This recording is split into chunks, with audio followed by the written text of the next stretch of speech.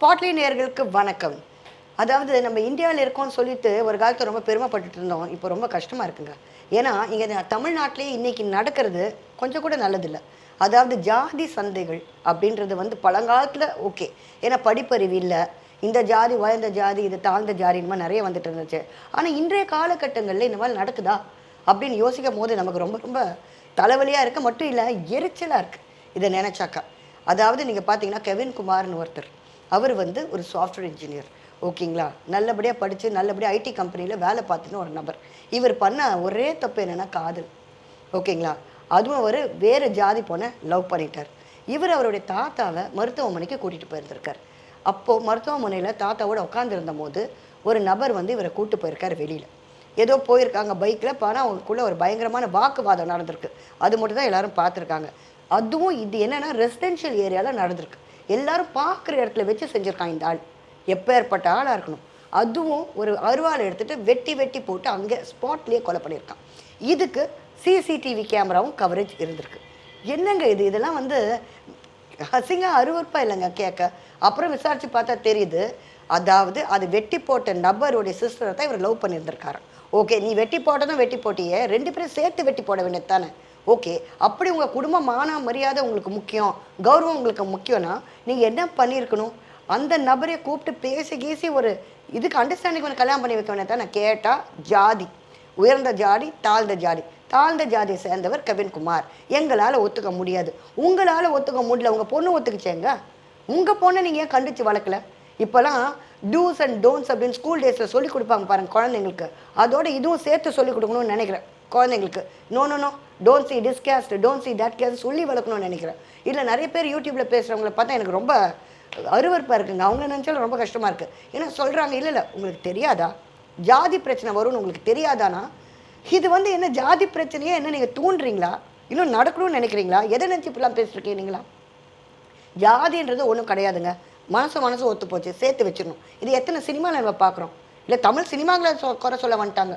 இதில் இந்த மாதிரிலாம் காட்டுறனால தான் வன்முறைகள், காட்டுறனால தான் இப்படிலாம் நடக்குது அப்படின்னு. இதெல்லாம் கிடையாதுங்க. இது மெயினாக ஒரே ஒரு விஷயங்க.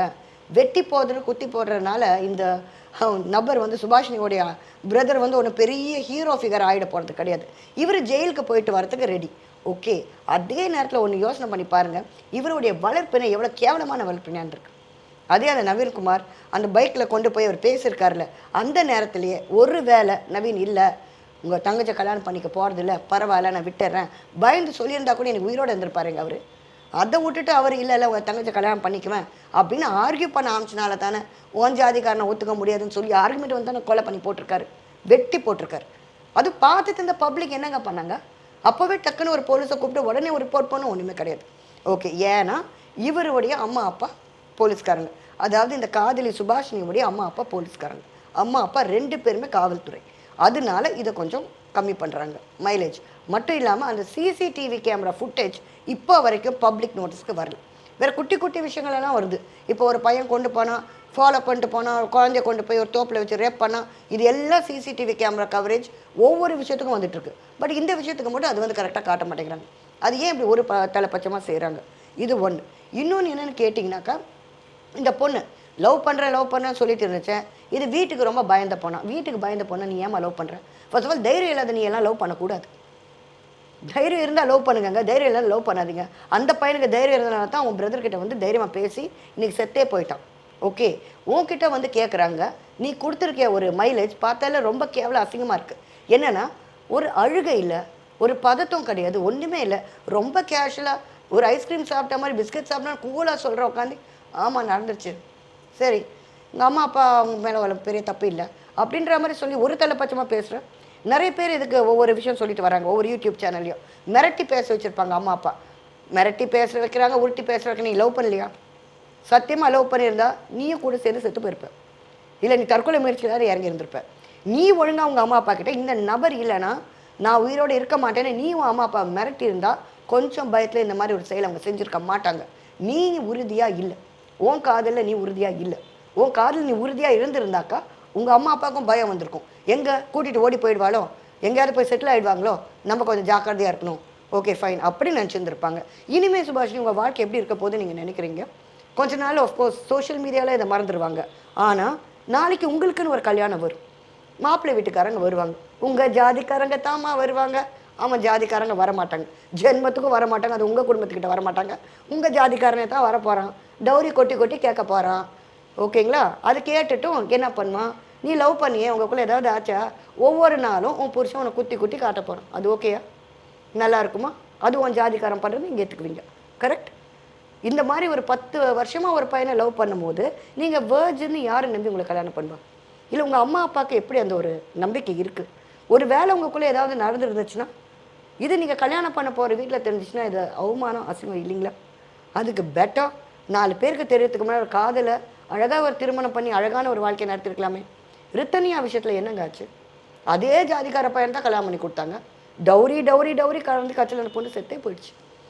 அம்மா அப்பாவுக்கு பயப்படுறோன்னு சொல்கிறதெல்லாம் இந்த காலத்தில் பொண்ணுங்களுக்கெல்லாம் நான் நம்புறதா இல்லைங்க. ரித்தனியா விஷயத்தில் ஆமாம் உண்மை.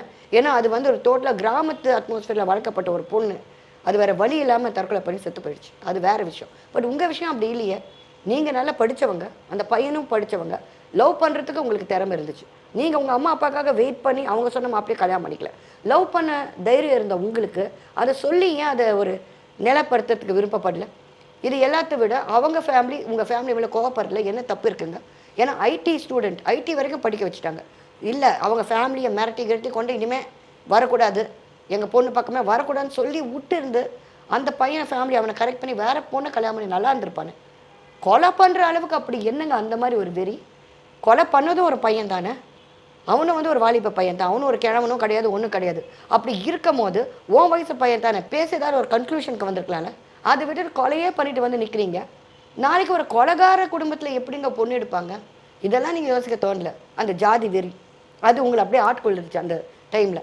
இப்போ கூட பார்த்தீங்கன்னா இந்த ஒரு பொண்ணு ஓடி போயிருக்கு, 2 குழந்தைகளை கொலை பண்ணிட்டு நம்ம அபிராமி இன்னைக்கு காதில் ஒன்று ஜெயிலில் போய் உட்காந்துட்டு இருக்கான். இதெல்லாம் என்னங்க கேட்கவே நியூஸில் ரொம்ப ரொம்ப அசிங்கமாக இருக்குது. வர காதல் அப்படின்னா ஒன்றா இதை கல்யாணம் ஆன பொண்ணோட காதல் பண்ணுறாங்க. இங்கே கல்யாணம் ஆகாதவங்க தைரியமாக சேர்ந்து காதல் பண்ணிக்க மாட்டாங்க. காதலே பண்ணாதீங்க. காதல்ன்ற வார்த்தையை நீங்களாம் ரொம்ப ரொம்ப அசிங்கப்படுத்திட்டு இருவீங்க வர மட்டும் இல்லை. இந்த நேரத்தில் கண்டிப்பாக எந்த பொலிட்டீஷியனும் இந்த விஷயத்துக்கு வரமாட்டாங்க. தயவுசெய்து நவீன் குடும்பம் அதுக்காக காத்திருக்காதீங்க.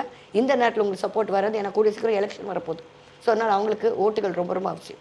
இந்த நேரத்தில் அவங்க இந்த மாதிரி விஷயங்களை இக்னோர் பண்ணிட்டு தான் போவாங்க. அதுக்கு நீங்கள் தயாராக இருங்க. நீங்கள் அங்கே நின்று எங்களுக்கு நேர்மை வேணும், நீதி வேணும், இந்த நேரத்தில் கிடைத்தால் கிடைக்காது. எலெக்ஷன் முடிஞ்சதுக்கப்புறம் கொஞ்ச நாள் கழிச்சு கேட்டால் கூட கிடைக்கும்.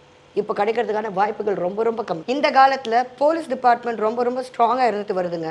இப்போ கூட நீங்கள் பார்த்தீங்கன்னாக்கா ஒரு போலீஸ் ஆஃபீஸர் அவங்க பொண்டாட்டி அடின்னு அடித்து அது அவங்க சிஸ்டர்கிட்ட ஒரு வாய்ஸ் மெசேஜில் ரசி சொல்லியிருந்தார்.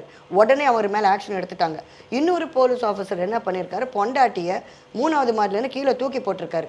அதுக்கும் போலீஸ் டிபார்ட்மெண்ட்டில் ஆக்ஷன் எடுத்துட்டு இருக்காங்க. அதனால் சுஹாஷினி ஃபேமிலி ஃபார் கிராண்டட் எடுத்துக்காதீங்க. நம்ம 2 பேரும் ஹஸ்பண்ட் ஒய்ஃப் 2 பேருமே போலீஸ் தானே. நம்ம விஷயத்தில் போலீஸ் டிபார்ட்மெண்ட் நமக்கு ஏற்ற மாதிரி இருப்பாங்க. தயவுசெய்து தப்பு கணக்கு போட்டுறாதீங்க. அந்த காலம்லாம் போயிடுச்சு. இப்போ போலீஸ்காரங்க ஃபேமிலியில் தப்பு நடந்தாலுமே கண்டிக்கிறாங்க. அதுவும் எப்போவுமே நீங்கள் பார்த்தீங்கன்னா இந்த ஜாதி வெறி அதிகமாக இருக்கிறது கோயில்பட்டி, திருநெல்வேலி இந்த பக்கம் தான் ரொம்ப அதிகமாக இருந்துட்டு வருது. நீங்கள் இதை விட்டுருங்க. இந்த கலாச்சாரம் எப்படின்னாக்கா இன்றைக்கி நம்ம இந்தியன் கலாச்சாரம் ஃபாரின் கலாச்சாரத்தை சேர்றதுக்கு எல்லாமே பார்த்துட்ருக்காங்க. பொலிட்டீஷியன்ஸ்லேருந்து எல்லாமே. இந்தியா ஸ்டாண்டர்ட் எப்படிங்க உயரும்? ஜாதி நீங்கள் யோசனை பண்ணிட்டு வச்சுட்டு இருந்தீங்கன்னா ஸ்டாண்டர்ட் குறைஞ்சிட்டு தான் போதே தவிர இந்த ஜாதி வெறிக்கு ஒரு எண்டு கொண்டு வந்தால் தான் இந்தியாவே முன்னுக்கு வருங்க. இல்லாட்டி ஒன்றுமே பண்ண முடியாது. ஏன்னா எல்லா விஷயத்தையும் முற்போக்கான சிந்தனையில் யோசிப்பேன். ட்ரெஸ்ஸிங்லேருந்து இதுலேருந்து படிப்புலேருந்து எல்லாமே யோசிக்கணும். நீங்கள் இந்த ஒரு விஷயத்தை தூக்கி குப்பை தொட்டில் போகிறதுக்கு எவ்வளோ நேரம் ஆகும்? ஏன் இது தலைமையில் தூக்கி வச்சுட்டு ஆடிட்டுருக்கீங்க இத்தனை வருஷக்கணக்கான? எனக்கு இன்னும் புரியல. மட்டும் இல்லை, சமுதாயத்தை வளர விடணுன்னாக்கா ஃபாரின் சமுதாயத்தை பார்த்து கற்றுக்கணும். இந்த விஷயத்த நான் சொல்கிறதுல ரொம்ப கஷ்டப்பட்டு தான் இதை சொல்கிறேன். ஏன்னா நான் இந்தியனாக பிறந்துட்டு ஃபாரின் கலாச்சாரத்தில் எப்படி தெரியுமா, லிவிங் டுகெதரில் இருக்காங்க. இஷ்டப்பட்டால் கல்யாணம் பண்ணிக்கிறாங்க, எழுதி விட்டுட்டு போயிடுறாங்க. இந்த அம்மா அப்பாக்காக சொசைட்டிக்காக அது இதுன்னு சொல்லிக்கிட்டு தங்கள் வாழ்க்கையை அழிச்சிட்டு நிற்கிறது இந்தியன்ஸ் தான். அதுவும் இந்தியன் பெண்கள் தான் முக்கால்வாசி. அம்மா அப்பாக்காக பார்த்தேன். உங்கள் அம்மா அப்பாக்காக ஒருத்தர் இறந்து போயிருக்காரு, உங்களுக்காக அவருக்காக ஒரு 2 சொட்டு கண்ணீராவது விட்டிங்களா மீடியாவில்? நீங்கள் அழுகிறத பார்த்தாலாவது அவங்க பேரண்ட்ஸ் கொஞ்சம் மனசு நிறையும் இல்லை. பரவாயில்ல, அந்த பொண்ணு நம்ம பையனை லவ் பண்ணியிருக்கா, யாரோ பெத்த பிள்ளை எப்படியோ போச்சுன்ற மாதிரி இப்படி ஒரு இன்டர்வியூ நீங்கள் கொடுக்குறீங்களே சுஹாஷினி, மனசாட்சி இல்லையா உங்களுக்கு? வலிக்கலையா அவங்களுக்கு? இவ்வளோ கூட வலிக்கலையா? அங்கே அவங்க போனதை பார்த்து அழுதுட்டுருக்காங்கம்மா. உன்னை லவ் பண்ணுறதுக்காக இறந்து போயிட்டார், கொஞ்சம் கூட இல்லை. அப்போ ஜாலியாக சுற்றிட்டு ஜாலியாக இருக்கிறதுக்கு தான் லவ். இந்த காலத்து லவ் இப்படி தான் இருக்குது. அந்த காலத்தில் இந்த லைலா மஜ்னு ரோமியோ ஜூலியட்லாம் இப்போ கிடையாது. அதனால் லவ்ன்ற வார்த்தையே போய் நான் எப்போவுமே அதான் சொல்லிட்டு இருக்கேன். இந்த காலத்துக்கும் லவ்வுக்கு ரொம்ப டிஃப்ரென்ஸ். நீங்கள் பார்த்தீங்கன்னா அந்த காலத்து சினிமாவில் ஹீரோ செத்து போய்ட்டு அவனுக்கு ஹீரோயினும் தூக்க மாட்டேங்குவாங்க, அவங்க செத்து போயிடுவாங்க. இப்படி தான் பார்த்துருக்கோம். இப்போ இவங்க நல்லா தான் இன்டர்வியூ கொடுத்துட்ருக்காங்க, சிரிச்சுக்கிட்டே இல்லாமல் ஒரு நார்மலாக. ஆமாம் சரி போயிட்டாங்க, அதுக்கு என்ன பண்ணுறது, கொஞ்சம் கூட ஒரு உணர்ச்சி இல்லாமல். அதனால் தயவுசெய்து இளைஞர்கள் காதல் கல்யாணம் அதெல்லாம் இந்த காலத்தில் ஒன்றுமே கிடையாது. உங்கள் அம்மா அப்பாவுக்கு தான் நஷ்டம். இப்போ நவீன் ஃபேமிலிக்கு தான் நஷ்டம் அவங்க பையன் போனது. அந்த பொண்ணுக்கு கூட அதை பற்றி கவலை இல்லை. அதனால் நல்லா படிங்க, முன்னுக்கு வாங்க, நல்ல வாழ்க்கை அமைச்சுங்க. காதல் கீரல்ன்றதுலாம் அந்த காலத்தோட முடிஞ்சு போச்சு. இப்போ அது வெறும் கதையாக போயிட்டுருக்கு. அதனால் அதை வளர விடாதீங்க. நன்றி. இந்த வீடியோ உங்களுக்கு பிடிச்சிருந்தா லைக் பண்ணுங்கள், கமெண்ட் பண்ணுங்கள், ஷேர் பண்ணுங்கள், சப்ஸ்கிரைப் பண்ணுங்கள்.